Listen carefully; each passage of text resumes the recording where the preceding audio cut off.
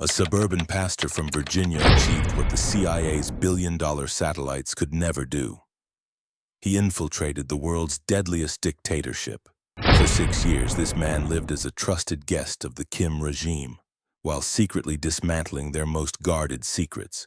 While Washington stared at blurry satellite photos, he was drinking soju with generals and photographing nuclear blueprints with a hidden watch. This is not a Hollywood thriller. It is the impossible true story of the only American spy to survive inside Pyongyang. He wasn't a trained assassin or a technical genius, yet he became the most successful human antenna in modern intelligence history. North Korea is a cryptographic black hole, where digital signals die and the only reliable data is the weight of a whisper. Think of their security as grinding gears of human observation, where every citizen is a tooth in a machine designed for paranoia. Satellites can map concrete bunkers, but they cannot calculate the intent hidden behind the stone-faced expressions of high-ranking North Korean officers. The intelligence gap was a chasm that trillions of dollars could not bridge, leaving the West blind to the regime's inner clockwork. In this land, a single suspicious glance is a death sentence, yet one man walked these streets for over 2,000 days. Our story begins in Fairfax, Virginia, with a man named Kim Dong-chul, a naturalized citizen who served as a humble Baptist pastor. He was a man of scripture, not signals intelligence, driven by a profound calling to aid those suffering behind the Iron Curtain. In 2004, Kim crossed the Tumen River carrying a business proposal that would grant him entry into the world's most isolated nation. He invested millions into a hotel in the Rason Special Economic Zone, transforming himself from a preacher into a vital foreign investor. The regime welcomed him, blinded by the promise of foreign capital, unaware they were inviting a Trojan horse into their high-security zone. By 2009, Kim was so successful that he received personal commendations from the North Korean leadership for his contributions to their economy. While he built his business empire, the CIA was watching, realizing they finally had a potential asset inside the impenetrable Hermit Kingdom. In a quiet corner of northeast China, intelligence operatives approached Kim with a proposition that would change the course of his life. They didn't offer him glory or wealth. They offered him the chance to be the eyes and ears of the free world. Kim faced a choice between a safe life in Virginia and a high-stakes gamble in a land where he had no protection. He understood the math of the risk. One error equaled a total loss, yet his compassion for the people outweighed his fear. The CIA provided a crash course in tradecraft, teaching a 60-year-old man how to operate hidden cameras and encrypt top-secret intelligence files. His tools were mundane objects: a wristwatch that captured high-resolution images and an earpiece hidden within the mundane static of daily life. In 2009, Kim Dong-chul crossed back into North Korea. No longer just a businessman, but a ghost operating within the regime's machinery. Every smile was now a calculated move, every handshake a search for data as he began building a web of secret informants. He was utterly alone, a single American spy in a country where the walls have ears and the shadows are always watching. The mission had begun, but the clock was already ticking toward a discovery that would lead to a brutal, life-altering confrontation. To bypass the world's tightest surveillance, the CIA exploited a simple mathematical reality. Every human system has a predictable point of failure. North Korea operates on a binary logic of total control, yet the regime's economic collapse created a massive, unpatchable security loophole. By transforming a businessman into a human antenna, intelligence analysts created a persistent data stream that satellites simply could not replicate. This methodology turned every social interaction into a calculated data acquisition event. Using specialized tools hidden in plain sight at all times, the mission shifted from whispers to hardware, targeting a substance so pure it functioned as a fingerprint for the regime's nuclear ambitions. Kim was the only American with a foothold in this forbidden land, a long-term resident who existed behind enemy lines by accident. The intelligence operatives had no way to place Americans inside until they realized that Kim had already opened the front door. By year 2, Kim was no longer a lone antenna. He was becoming a spy master, building a human network inside Pyongyang. Each new contact was a calculated risk, a human node in a system where one error equals a final, irreversible sentence. North Korean counterintelligence is patient. They note and file oddities for years before the security algorithms trigger a final response. A simple business dispute over a hotel wall became the catalyst that most visibly alerted the regime to Kim's defiant nature. Kim essentially declared he would rather die than be pushed around, painting a massive target on his back for the Security Bureau. On October 1st, 2015, the reception felt different. Eyes were always on him as a contact delivered materials in broad daylight. The van carried Kim toward an interrogation cell where he would vanish into the black hole of North Korea's secret tactical units. Under brutal pressure, Kim gave up only lower-level names. 6 North Koreans were identified as accomplices and subsequently executed for aiding him. Sentenced to 10 years of hard labor, he became prisoner 429, digging and carrying loads until his health reached a breaking point. In 2018, a diplomatic thaw began. U.S. envoys pressed for the release of prisoners as a condition for high-level summits. On May 9, 2018, after 31 months in captivity, Kim Dong-chul was handed over to U.S. envoys on a Pyongyang tarmac. He arrived at Joint Base Andrews as a man who had survived the unendurable, a civilian who had outlasted the Korean War. The information he gathered informed U.S. understanding of the regime during critical years, proving that even the most closed society has cracks. He wrote a book describing himself as forever caught between worlds, a man whose ordeal deepened his appreciation for the value of freedom. Success isn't always about getting away. Sometimes it's about how long you defy the odds before fate finally catches up with you.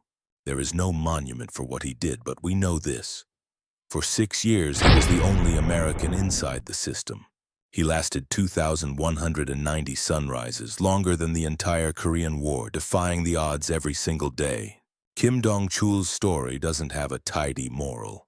It is a complex narrative of both immense victory and devastating personal defeat. He proved that even the most closed society has cracks, and an ordinary person can exploit those cracks brilliantly for years. If you want to see what happens when someone tries to escape North Korea rather than spy inside it, watch this video. By 2010, the pastor from Virginia had become the most connected foreigner in the Rason Zone, a ghost moving within the machine. North Korea's security isn't a solid wall, but a series of interlocking gears with a specific mathematical friction called systemic corruption. He perfected the inert drop protocol, using the hotel's supply chain to smuggle high-level intelligence out of the country undetected. Every shipping manifest was a treasure map, revealing the secret movement of prohibited components for the regime's growing missile program. The extraction of the zinc ingot wasn't just a theft. It was a forensic strike against the heart of their nuclear infrastructure. By analyzing the isotopic signature of the smuggled metal, the CIA could calculate the exact stage of North Korea's weaponization. He began tracking the ghost trains, unmarked shipments moving under the cover of night toward the secret mountain facilities. Maintaining the duality required a psychological partition that few humans can survive without eventually cracking under the immense pressure. By 2012, his influence was a currency of its own, allowing him to trade favors for access to Forbidden Zone.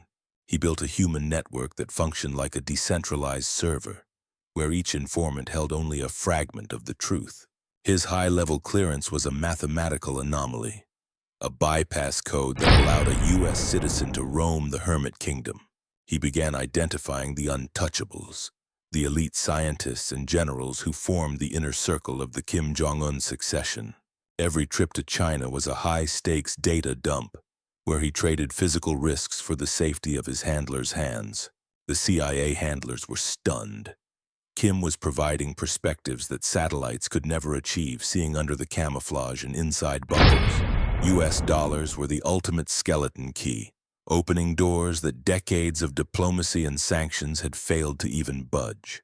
He used the expansion of his hotel as a cover to build secure rooms for his growing array of surveillance equipment. He learned to listen to the market pulse, the subtle changes in food prices that signaled upcoming military maneuvers or shortages. The technical loophole was simple. The regime's analog bureaucracy couldn't track the digital footprints Kim was leaving in their shadow economy. The isolation was absolute. He was the only American living this deep inside the lie, with no one to trust but himself. By 2013, he felt he was in the eye of the storm, perfectly safe while the world around him grew increasingly chaotic. Unbeknownst to him, the North Korean Ministry of State Security had already opened a file on the American investor. His success had become his greatest risk. The more he knew, the more valuable he became to both sides of the border. The atmosphere in Rason was shifting. The hospitality was cooling, replaced by a sharp, predatory interest from the local authorities. He was tasked with his most dangerous mission yet, identifying the exact locations of the regime's mobile missile launchers. He stood inches from the regime's most lethal secrets, a human antenna transmitting the heartbeat of the North Korean military machine. By late 2014, the mission had reached its absolute limit. Any further escalation would mean crossing a line he couldn't return from. The escape routes were closing. The businessman from Virginia was now a prisoner of his own success, trapped inside the trap. By 2014, the golden era of the Tumang Hotel began to decay, replaced by a cold, suffocating pressure from local authorities.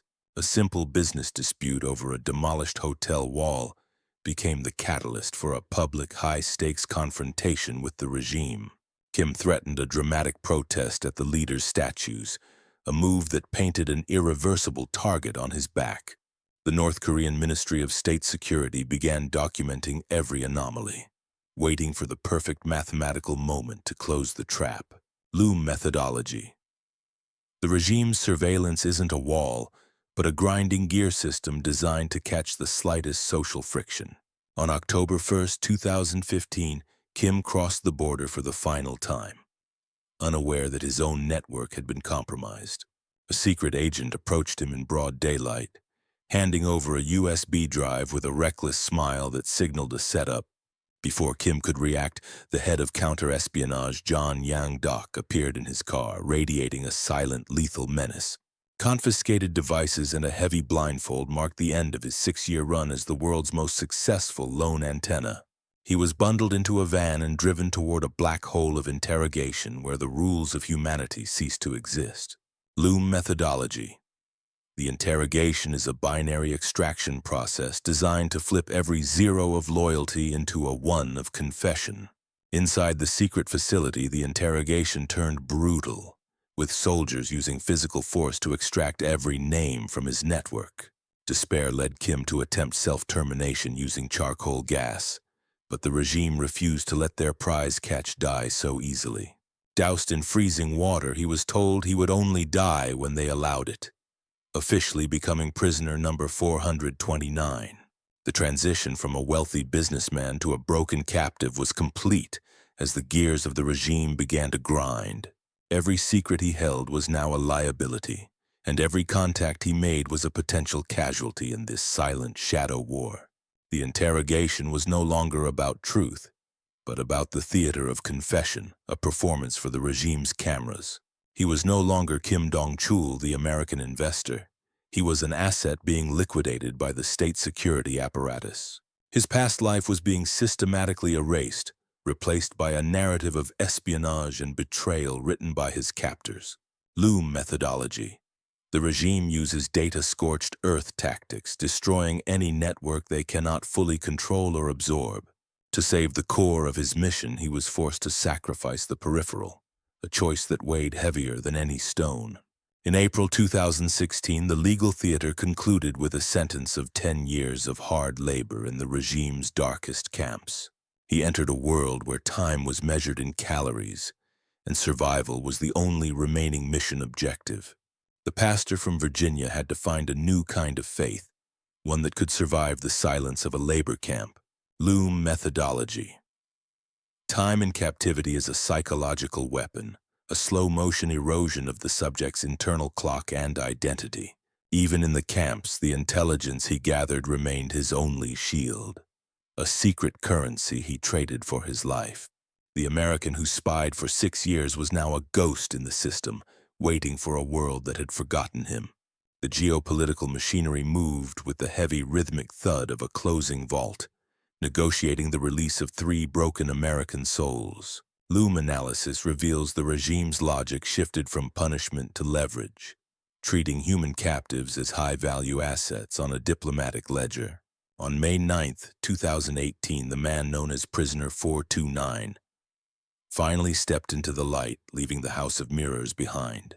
The extraction was complete, but the physical damage from 31 months of hard labor and interrogation was etched into his silhouette. He was in the decompression chamber of freedom, a state where the silence of the West felt louder than the screams. The debriefing lasted for months, a forensic reconstruction of every secret handshake and every encrypted file he had ever transmitted. He learned the devastating truth. 6 of his North Korean sources were identified and executed shortly after his own arrest.